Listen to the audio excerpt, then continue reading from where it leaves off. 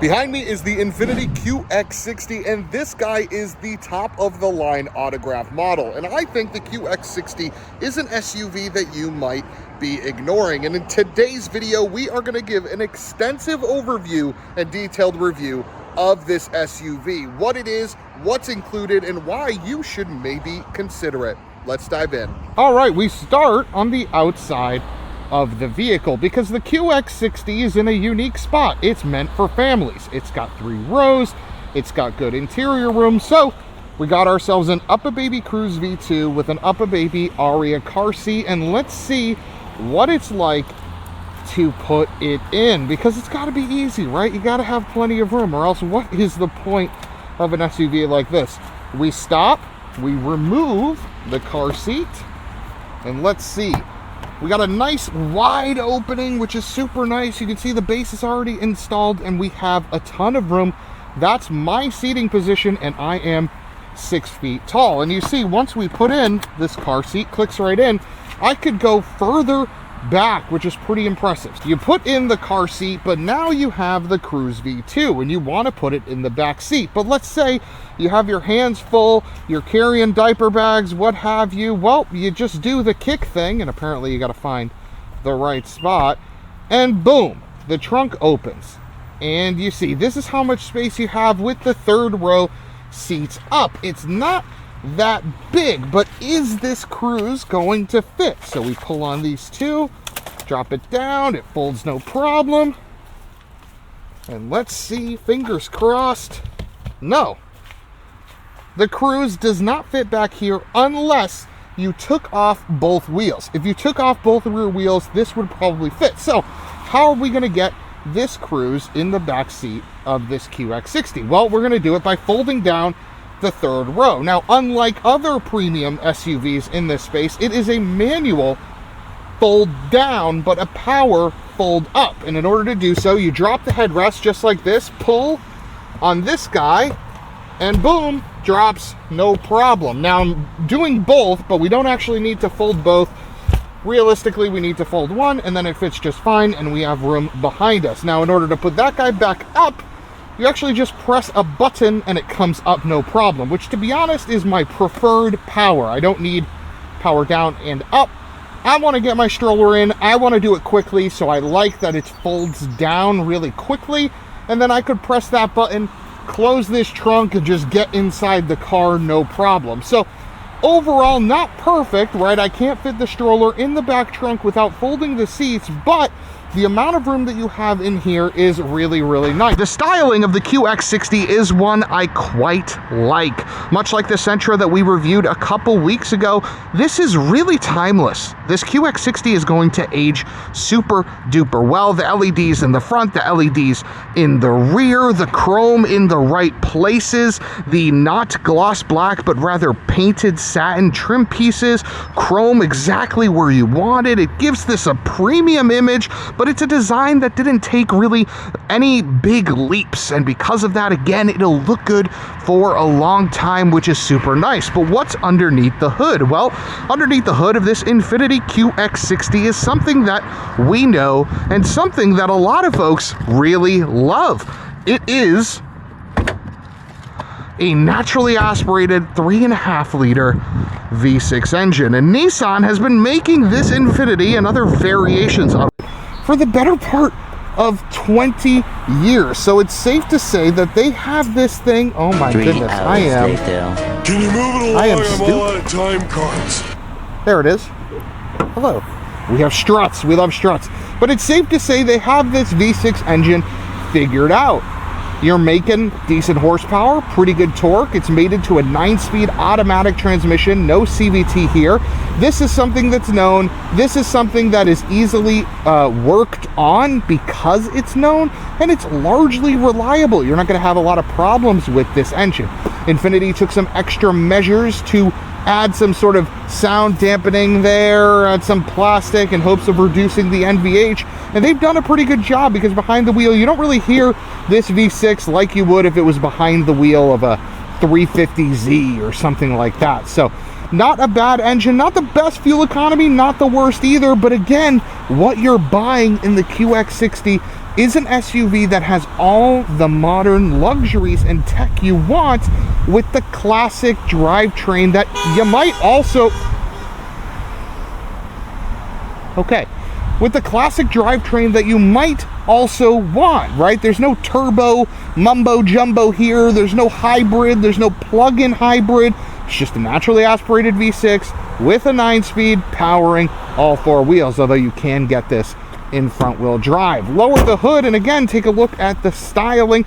I love the full LED headlights, love the LED tails. Overall, this shape is just really, really nice. And while this QX60 is based on the Pathfinder, I think the QX60 looks miles better, and I think we can all agree on that. Starting in the back, though, this is the Autograph, which means we do have captain's chairs, but the space back here is really, really nice. Sitting behind myself, I have ample legroom and I have good headroom. If you look at the door panels, this Autograph, sure, it's got premium leather. You got your Bose audio system, your wood here, nice soft touch. You got your peasant blockers. It's a really nice place to be. But even on lower trim QX60s, this is just fine and super nice. Now, these captain's chairs are pretty trick. They can go forward, they can go backward, they can recline as well, which is super nice. You have the perforated, the piping, the Autograph. It's just an overall pretty premium option. Both of these are heated and they have their own zone. So this is a tri-zone climate system. This center section can also be removed, and there's a really trick way to get into the third row of the QX60. Again, not crazy electronics, but something that's super simple. Bang, bang, and you can have yourself a third row. Getting into the back here is pretty easy because this opening is super large. Put that headrest back up there. And we get back in, no problem. Now, when this seat is all the way back, as you'll see right now, I don't fit.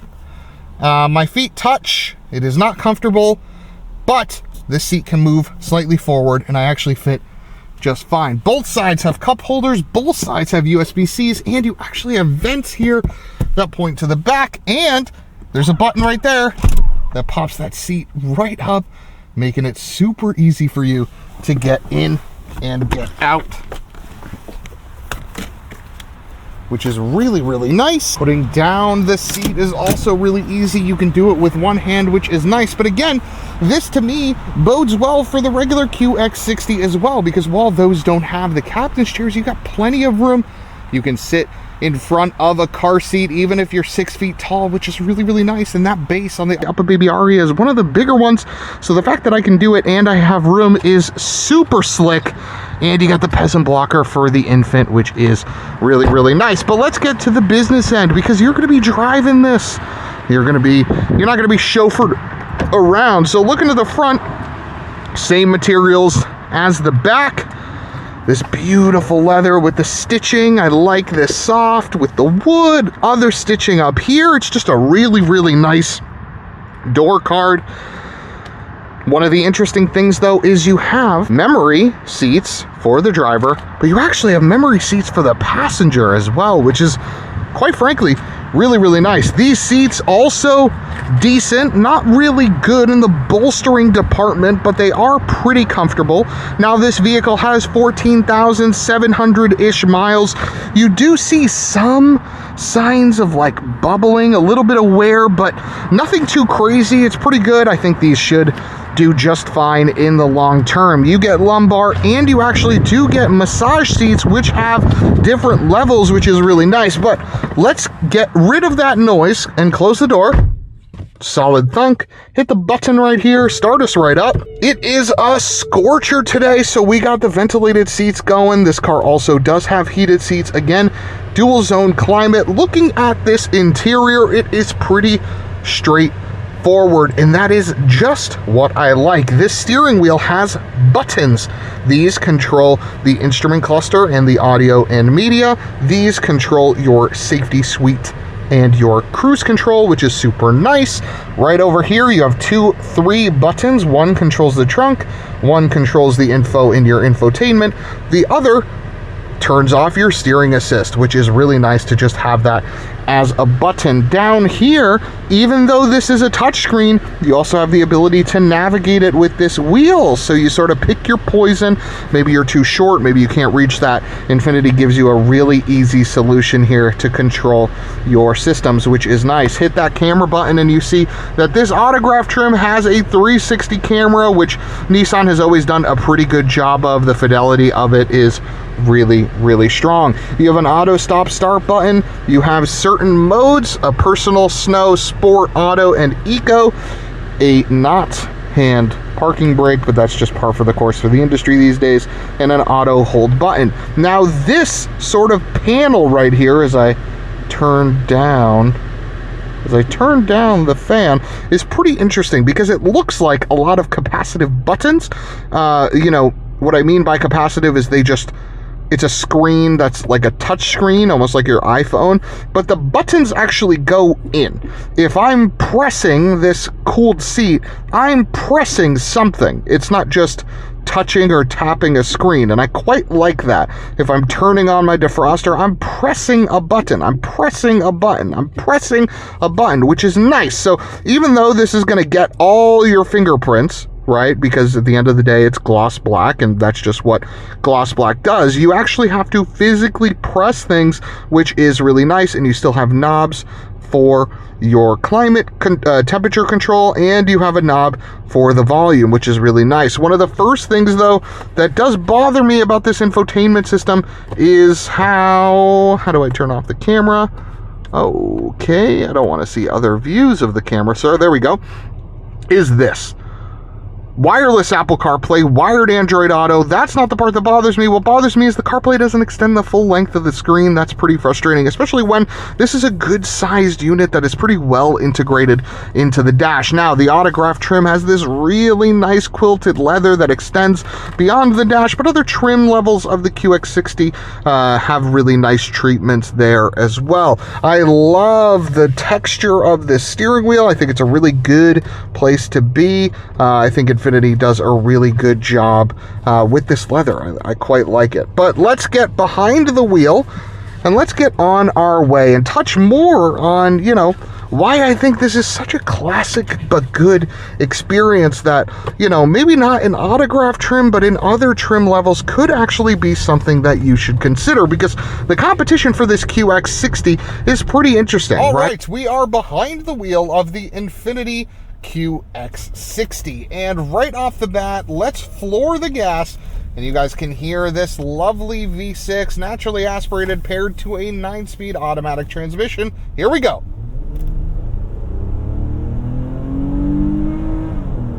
Oh, this thing actually sounds terrific. The VQ in my eyes has always sounded really, really good, and it kind of fits right in. I don't know, dare I say a little exotic noise. I love it. And because this is a 9-speed automatic, we're going 50 miles an hour, we're cruising at 2,000 RPM, so you don't actually hear that V6 that we just heard under load, which is really nice. Take a listen to how the QX60 sounds. Now we're spinning at 1,100 RPM at 53 miles an hour. It really is quite quiet, and while this Autograph is really, really nice in that we have a heads-up display, we have the Bose premium sound system, the fact of the matter is the base QX60 should sound and behave just like this Autograph trim, because it's not like we have air suspension here. We have the same suspension across the range, so this will drive and behave just like a mid-$40,000 QX60. So how's the steering? The steering itself is not communicative at all, but it's just fine. It feels very much like a last generation Lexus RX, which is a good thing. This transmission is decently responsive. If I hit the gas, you have sort of like a 2-second delay to decide whether that is actually what you wanted to do before it then does it, which is good. That's exactly what you want. The brake pedal isn't the craziest, but it's just fine. Overall, this driving experience to me is giving mid-2010s Lexus RX 350, and for a lot of people that is a really, really good thing. It's comfortable, and because this V6 doesn't have any turbo hybrid mumbo jumbo, it should largely be pretty reliable, and that is the magic of this Infiniti QX60, because you have things like heated seats, cooled seats, wireless Apple CarPlay, a cruise control system which is adaptive, and lane centering, which is really nice. You have physical buttons, you have buttons here as well. So you have an experience that should age rather gracefully, because the QX60 is designed in such a way that doesn't take any large liberties, so it should look relatively classic for a really long time. The tech in here is laid out in such a way that it shouldn't also get aged out, because it leverages physical buttons, so it's not going to look tacky in 5 to 10 years like maybe a modern Audi infotainment system will look, because it's relatively classic setup. And that is one of the things that I actually adore about this Infiniti QX60. Is it the best handler? No. Is it the best on gas? No. Does it have the most direct steering? No. Is it the fastest? No. Is it the quietest? No. But what it is a callback to the SUV that everyone loved, right? It's a callback to the early 2000s Lexus RX with more space and newer tech. It drives and behaves very similar to that vehicle, and everything in here is laid out in such a way that it is so approachable to every human, regardless of age. And that is what I love about this car, because even though the car that we're in right now is $69,000, and that puts it in the same realm as, you know, some optioned XC90s or Q7s or X5s, and maybe those vehicles will be screwed together a little bit better. Maybe those vehicles will have better materials. I don't know if I would recommend the Autograph trim of this Infiniti, but dumb it down 1 or 2 trim levels. Spend $40,000 to $55,000. Now you're looking at something that's really interesting, because you get 3 rows of space, you get dependability of this V6 and this automatic drivetrain, and you still get the modern tech in a well-designed vehicle. Again, this thing is going to look good for years to come, kind of like that X5. That X5 is like 8 years old now, but it still looks really, really good. And I think this QX60 is the same. This design will age really, really nice. So I think Infiniti has done themselves a solid here. They've created a car that pulls on the heartstrings of classic Japanese luxury SUV lovers. And they've done it in such a way that it's approachable to all owners, with a good amount of space, while also not just being too long for the sake of being too long. Yes, the Lexus TX has more trunk space, but it's also a lot larger of a vehicle than this QX60. To me, for a 3-row SUV that isn't an Escalade or Suburban, you don't really want to get much bigger than this, because if you get bigger than this, you start to feel a little clumsy. You start to be a little more roly-poly. You start to be harder to navigate parking lots, harder to navigate parking garages. This is sort of the sweet spot to me for 3-row SUVs. And while I can't fit my car seat without folding down, my stroller without folding down that 3rd row, I'll fold down that 3rd row every time to have something that for me is better packaged. So as we close out this video, I want to hear from you. I don't often hear Infiniti in a lot of conversations, and to be frank, it makes sense. The current Q50 is like 3 decades old and super outdated. The Q55 leverages a lot of the Q50 stuff, or the QX50, excuse me, leverages a lot of the Q50 stuff, which is to say that's also outdated. Infiniti just replaced the QX80. That's supposed to be really good. Let's take a listen. Ooh, and we're revving all the way to that 7,000 RPM red line, which is really, really nice. Let's see quickly how we cruise at 65 miles an hour. 65 miles an hour, we're cruising at 2,000 RPM. Love it, great. Oh, lower, just kidding, lower. Really great place to be. So, again, I kind of like this thing. I kind of like it a lot. And I'm pleasantly surprised, because while I just mentioned the rest of Infiniti's lineup, short of the new QX80, does absolutely nothing for me. This and the new QX80 kind of hit the nail on the head, and I'm pretty impressed. And I didn't think I would say that, because personally, I thought I was going to point you this direction. I thought I was going to say, hey, Mazda has just come out with the CX-70 and the CX-90. They are beautifully proportioned. They have a lovely interior. But what this has that doesn't have is classic drivetrain. That leverages either plug-in hybrid mumbo jumbo or turbos. Not here, naturally aspirated. And that is where I think if you owned an old Lexus RX and you want to replicate that similar experience with new tech, give the fine folks at Infiniti a try. And the good news is you can get this heavily discounted. Okay? So there's a world where you can get an Autograph edition for $60,000 instead of $69,000. There's a world where you can get a base model for in the low 40s instead of the mid to high 40s. And again, it becomes an even better deal. So just like the Nissan Sentra that we touched on last week, a car that fully loaded came in at around $27,000, but you could easily get it for under $25,000. The same is true for this Infiniti, because in my opinion, it's relatively slept on. You're able to get this at a discount in an automotive market where that isn't necessarily the case. But again, I want to hear from you. What do you think about this Infiniti